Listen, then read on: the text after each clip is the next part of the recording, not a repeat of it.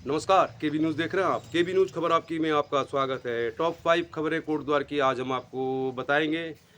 कुछ दुख भरी खबरें आई हैं, कुछ राजनीतिक हलचल है। मेयर के चुनाव को लेकर तेज होती जा रही है हलचल, नए दावेदार आते जा रहे हैं मैदान में। जैसे ही ये खबर मिली उन तमाम राजनीतिक लोगों को जो पार्षद हैं या जो संगठन से जुड़े हुए हैं कि बड़े खिलाड़ी इस चुनाव में नहीं उतरेंगे। यानी कोटद्वार में राजनीति के दो सबसे बड़े खिलाड़ी, पूर्व काबीना मंत्री सुरेंद्र सिंह नेगी जिनकी पत्नी हेमलता नेगी महापौर रही कोटद्वार की पहली, और पूर्व विधायक शैलेंद्र रावत जो कोटद्वार में बीजेपी में शामिल हो गए। तो इस तरह की खबरें जैसे ही चलने लगी कि संभवतः मेयर के चुनाव में दोनों ही बड़े खिलाड़ी नहीं उतरेंगे और 2027 की विधानसभा चुनाव के तहत तैयारी कर रहे हैं, तो फिर नए खिलाड़ियों में एक ऊर्जा भर गई। और इस ऊर्जा का परिणाम यह है कि अब दिनों दिन हर आने वाले दिन के साथ जो खबरें आ रही हैं तो मेयर के दावेदारों की संख्या बढ़ती जा रही है। इस खबर पर भी हमारी नज़र रहेगी। दो दुख भरी खबर आई हैं कोटद्वार से, उस पर भी हमारी चर्चा रहेगी। और निकाय चुनाव के मद्देनज़र जो भी हलचल है उस पर बात करेंगे हम। लेकिन हम बात करेंगे आज अब जो फायरिंग हुई है कोटद्वार में। बहुत दिनों बाद इस तरह की खबर आई कि कोटद्वार में शराब कारोबार से जुड़े हुए लोगों के बीच हो गई तनातनी। तनातनी के बाद जो हुई है फायर, और फायरिंग के बाद फायर करने वाले व्यक्ति को गिरफ्तार कर लिया गया है। तो दुर्गापुरी की शराब की दुकान जो खुलने से पहले चर्चा में थी, आज भी चर्चा में है। और अब फायरिंग के बाद हम आपको दिखाएंगे शराब कारोबार से जुड़े हुए लोगों का सच। शराब कारोबार में कितना मुनाफा, कितना नुकसान, कितनी मुश्किलें और कितना फ़ायदा, ये हम आखिर में बताएंगे। तो चलिए फिर कोटद्वार टॉप 5 की शुरुआत करते हैं। केबी न्यूज़ देख रहे हैं आप। केबी न्यूज़ खबर आपकी में आपको हर खबर दिखाएंगे। और खबर दिखाने का मकसद सिर्फ यही है कि आप लोग जागरूक रहें। किसी भी खबर को दिखाने का मकसद यही है कि जागरूक रहें आप। खबर अच्छी हो या बुरी हो, उससे कुछ न कुछ आपको सीख मिलती है। और इसीलिए हम केबी न्यूज़ को कहते हैं कि चैनल आपका है, हमारा नहीं है। कोटद्वार भाबर का चैनल है।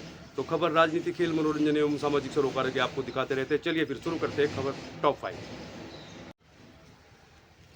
कल जो सबसे दुख भरी खबर आई वो यही है कि कोटद्वार की विधायक ऋतु खंडूड़ी भूषण जो विधानसभा अध्यक्ष भी हैं, उनके पब्लिक रिलेशन ऑफिसर पीआरओ की पत्नी का देहांत हो गया। मणिराम शर्मा जो बहुत कम उम्र के हैं, उनकी पत्नी का देहांत हो गया। बहुत दुख भरी खबर है ये कोटद्वार के लिए, और हमारी विनम्र श्रद्धांजलि।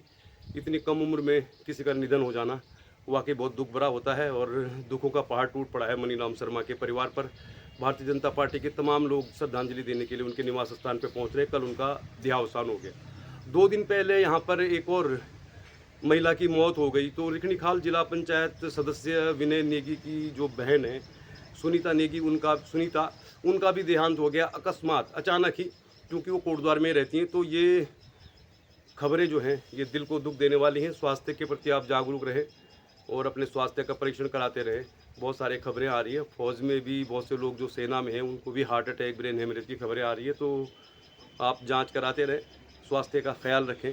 कोटद्वार में कुछ भी खबर अच्छी नहीं है। और अब बात करते हैं राजनीति की। निकाय चुनाव को लेकर हम आपको जानकारी देंगे और देते रहेंगे जब तक चुनाव नहीं होते। वैसे तो चुनाव की घोषणा 4 जून के बाद ही होनी है, मतलब तारीखों की घोषणा। चूँकि जब लोकसभा चुनाव समाप्त हो जाएंगे तो बिल्कुल घोषणा हो जाएगी और बहुत कम समय मिलेगा उन तमाम लोगों को जो चुनाव लड़ेंगे। मेयर का काफ़ी खर्चीला चुनाव होता है, और जब से बड़े खिलाड़ी इस मैदान से बाहर दिख रहे हैं, अभी ये केवल संभावित है, कोई गारंटी नहीं है कि ये खिलाड़ी मैदान में नहीं उतरेंगे। तो पूर्व काबीना मंत्री सुरेंद्र सिंह नेगी की पत्नी हेमलता नेगी जो कोटद्वार की पहली महापौर बनी, उनके चुनाव लड़ने की संभावना थोड़ा कम नज़र आ रही है, क्योंकि ऐसा माना जा रहा है कि पूर्व काबीना मंत्री सुरेंद्र सिंह नेगी 2027 में विधानसभा का चुनाव लड़ने के इच्छुक हैं। तो वो चाहते हैं कि मेयर के चुनाव में कोटद्वार में जो पार्टी संगठन के जुड़े हुए लोग हैं वही दावेदारी करें और वो उनको समर्थन देंगे। अनौपचारिक बातचीत हमारी सभी के साथ हो चुकी है। अनौपचारिक बातचीत की ही बात करें तो मतलब ऑन कैमरा हमने बात नहीं की है, क्योंकि जब तक टिकट डिक्लेयर नहीं होते तो इस पर ज़्यादा बहस करने से कोई फ़ायदा नहीं है। तो ऐसा लग रहा है पूर्व काबीना मंत्री सुरेंद्र सिंह नेगी के साथ भी हमारी बातचीत हुई है, और हमारी बातचीत उन सभी लोगों से हुई है एक बार जो चुनाव लड़ना चाहते हैं। तो इसमें ताज़ा अपडेट जो आया है वो आपको शेयर कर दें हम। कोटद्वार में कांग्रेस को लेकर हम कह रहे थे कि जो हेमलता नेगी हैं वो संभवतः चुनाव न लड़े, तो फिर रंजना रावत और गीता नेगी को ही प्रबल दावेदार माना जा रहा था। और अभी इसमें एक और खबर आ गई है। रुपेंद्र नेगी जो कांग्रेस पार्टी के संगठन से जुड़े हुए व्यक्ति हैं, उन्होंने विधिवत रूप से आवेदन कर दिया है मेयर के चुनाव के प्रत्याशी के लिए। तो ये मान के चलिए आप, एक नया नाम जुड़ गया है कांग्रेस पार्टी की ओर से, रुपेंद्र नेगी। महानगर कोटद्वार के जो अध्यक्ष हैं संजय मित्तल और तमाम कार्यकर्ताओं के साथ उन्होंने विधिवत रूप से हाईकमान को अपनी इच्छा बता दी है कि वो मेयर का चुनाव लड़ना चाहते हैं। तो एक और नाम जुड़ गया है रुपेंद्र नेगी, ये भी भाबर से है, कोटद्वार भाबर जहाँ से हम चैनल चलाते हैं। कोटद्वार भाबर से एक और खबर आई है, ब्रेकिंग खबर ही कही है आपसे। दुर्गापुर के पार्षद कमल नेगी जो पूर्व में प्रधान भी रहे हैं, मतलब राजनीति से जुड़े हुए, बीजेपी के वो पार्षद हैं, मतलब बीजेपी के सिंबल से पार्षद हैं, और उन्होंने भी ऑफिशियली हाईकमान को कह दिया है कि वो पार्षद का चुनाव लड़ने के बजाय मेयर का चुनाव लड़ना चाहते हैं। इस संबंध में उन्होंने अपना निवेदन आवेदन पार्टी हाईकमान को भेज दिया गया है। वो भी भाबर से हैं, दुर्गापुरी से। तो ये मान के चलिए आप, निकाय चुनाव में बड़े खिलाड़ियों के बाहर होने के बाद जो नए खिलाड़ी हैं वो दनादन बल्लेबाजी करने के लिए बिल्कुल तैयार है, पैड बांध चुके हैं। अब पार्टी टिकट किसको देगी ये तो कह नहीं सकते। फिलहाल कमल नेगी और रुपेंद्र नेगी दो नए नाम आ गए हैं कोटद्वार निकाय चुनाव में जो मेयर की दावेदारी कर रहे हैं। अब आगे बढ़ेंगे हम, तो फिर हम बात करेंगे शराब कारोबार से जुड़ी हुई खबर की। शराब का कारोबार एक ऐसा कारोबार जिसको लेकर आम लोगों में ये धारणा है कि जो इस कारोबार को करते हैं वो तो मालामाल हो जाते हैं, करोड़पति हो जाते हैं, और इस खबर में सच्चाई अब उतनी नहीं है जितनी लोग समझते हैं। 20-25 साल पहले तक शराब का कारोबार ऐसा था कि इसको करना आम आदमी के लिए मुमकिन ही नहीं था। आम लोग इस कारोबार से नहीं जुड़े हुए थे, और यहाँ तक खबरें हैं कि बहुत पहले पोंटी चड्डा जो उत्तर प्रदेश के बहुत बड़े शराब कारोबारी रहे हैं, उनके पास ही उत्तराखंड की बड़ी बड़ी दुकानों का ठेका होता था। यानी कि कोटद्वार, श्रीनगर, जहाँ पर सबसे ज़्यादा शराब बिकती है, उन दुकानों के जो संचालक होते थे वो पोंटी चड्डा की टीम के लोग होते थे। लेकिन दिनों दिन आते आते ऐसा हुआ कि शराब की दुकानें बढ़ती गई, कारोबार से मुनाफा घटता गया। जो बहुत बड़े खिलाड़ी थे वो रेस से बाहर हो गए। उनको ये लगा कि इस कारोबार में पैसा बहुत ज़्यादा लग रहा है, मुनाफा बहुत कम हो रहा है, और इसके पीछे बहुत बड़ी कहानी है। मतलब कोटद्वार में तड़ियाल चौक में कल शराब कारोबार को करने वाले दो लोगों के बीच तनातनी हुई, बातचीत हुई, कहासुनी और फायरिंग तक हो गई, और फायरिंग करने वाले व्यक्ति को पुलिस ने अरेस्ट कर लिया है। इस बारे में भी बात करेंगे। लेकिन शराब कारोबार से जुड़ी हुई जो बातें आम लोगों में प्रचलित हैं उसको लेकर भी हम आपको ज़रूर खबर दिखाएंगे। और ये बात सिर्फ एक फायरिंग की नहीं है, ये बात हमारे उत्तराखंड की है। उत्तराखंड की राज्य स्थापना का मकसद था कि उत्तराखंड के जो पहाड़ी ज़िले हैं विकसित नहीं है, जहाँ पर योजनाएं नहीं पहुँच रही, जहाँ पर विकास नहीं हो रहा, जहाँ पे पलायन हो रहा है, जहाँ पे रोजगार नहीं है, इसलिए उत्तराखंड को अलग राज्य बनाया गया। लेकिन उत्तराखंड राज्य बना तो जरूर दिया गया, लेकिन उसको उस तरह का पैकेज नहीं मिला जिस तरह एक नए राज्य को मिलना चाहिए। क्योंकि जब राज्य नया होता है उसको बहुत सारे इंफ्रास्ट्रक्चर डेवलप करने होते हैं और बहुत सारे पैसे की ज़रूरत होती है। तो राज्य निर्माण तो हो गया, लेकिन राज्य के वित्तीय संसाधन कम होते गए, और दिनों दिन जब सरकार पर दबाव बढ़ता गया अपने लिए सोर्स ऑफ इनकम जुटाने का, तो सरकार को सबसे अच्छा काम लगा खनन और शराब। आज के दौर में कोटद्वार में शराब की 4 दुकानें, 2 दुकानें कोटद्वार में है, एक दुकान दुर्गापुरी में खुली है और एक दुकान कोटद्वार भाबर मालन पार जसोदरपुर में। कभी कोटद्वार में एक ही दुकान हुआ करती थी, तो मान के चलिए आप जिसकी भी वो दुकान होती थी उसको खूब मोटी कमाई भी हुआ करती थी, और आम लोग इस व्यवसाय में आते नहीं थे। लेकिन शराब की दुकानें बढ़ती गई, कारोबार से जुड़े हुए लोगों ने इस व्यवसाय में कूदना शुरू कर दिया।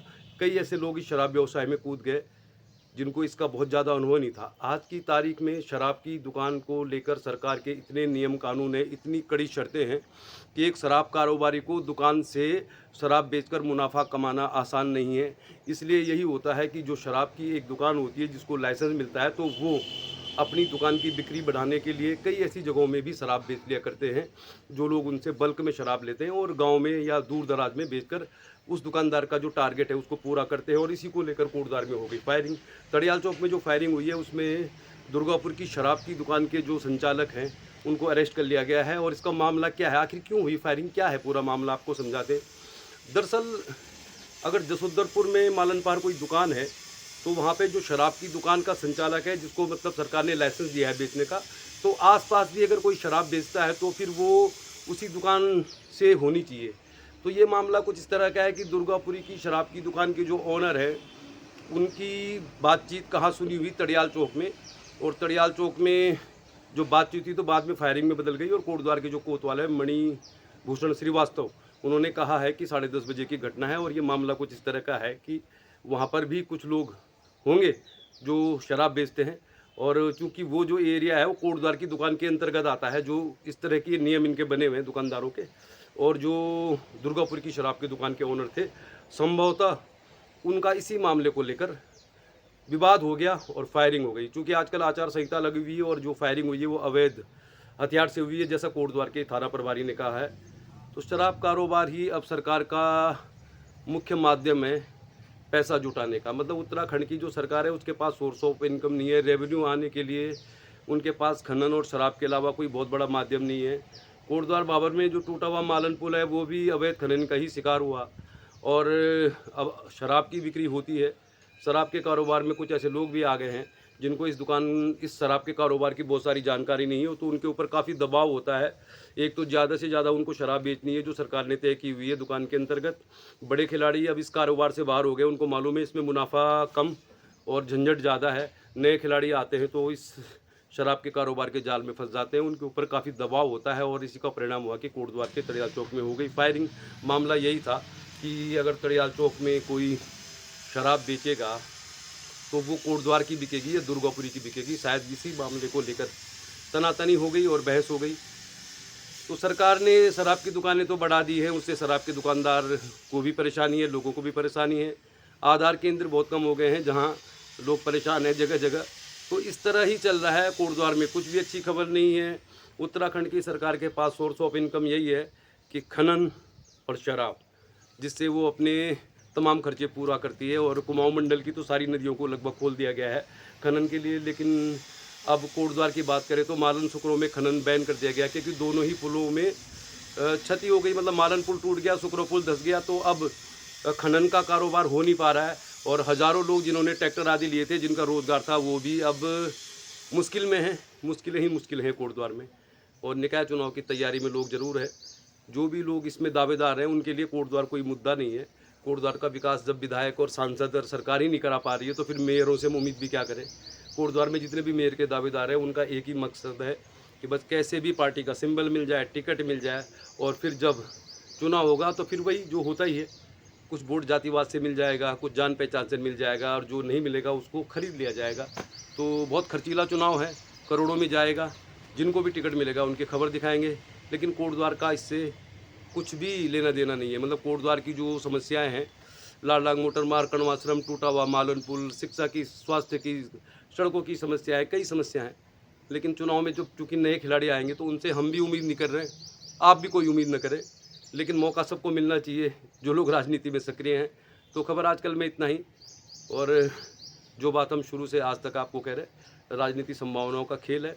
चूँकि मेयर के चुनाव भी 4 जून के बाद होने हैं, तो 4 जून को जिस भी लोकसभा प्रत्याशी के पक्ष में फैसला आएगा उस पार्टी के मेयर के उम्मीदवार को फ़ायदा होगा। अगर जीतते हैं गणेश गोदियाल तो फिर कांग्रेस पार्टी से किसी को भी सिंबल मिलने उनके लिए आसान हो जाएगा रास्ता मेयर बनने का। और अगर जीतते हैं बीजेपी के सांसद प्रत्याशी अनिल बलूनी तो फिर बीजेपी के सिंबल पर जो लड़ेंगे उनके लिए थोड़ा सा आसान हो जाएगा। लेकिन मुश्किल रहेगी कोटद्वार के लिए, कोटद्वार के लोगों के लिए, जहाँ पर जैसा है वैसा ही है। मतलब कोटद्वार की बात करें तो जहाँ से चले थे आज भी वहीं हैं खड़े, ज़िंदगी के हाथ से। कुछ छोटे बड़े, कल मिलेंगे किसी और खबर के साथ। देखते रहिए केबी न्यूज़, खबर आपकी। देखते रहिए केबी न्यूज़, खबर आपकी।